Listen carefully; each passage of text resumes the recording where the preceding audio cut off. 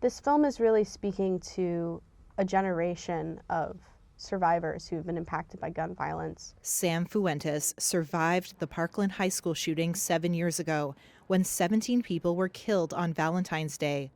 The writing Fuentes did to process her trauma has been transformed into the Oscar-nominated short documentary Death by Numbers.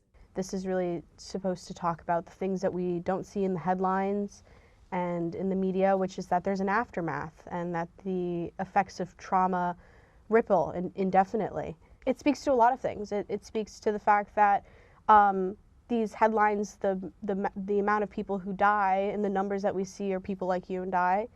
It speaks to this idea that people are trivialized by numbers and that we often forget who they are because we're so numb to all of the violence. Her journey led her to filmmaker Kim Snyder, who directed the documentary. I think I'm heartened by the fact that we've been able to make a film together that does give a voice to a gun violence survivor, to be able to tell that story. I think this is the first film, if I'm not right, that's ever been nominated that is co-created by a gun violence survivor. The film documents Fuentes in court, confronting the gunman who's now serving life in prison. The people that you kill will have a legacy much more important than you.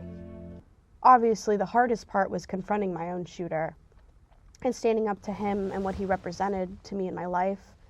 And that was definitely the scariest part, I suppose. Her writings, she says, helped her get through it, and the film opens up her art to audiences. Death by Numbers is now in select theaters.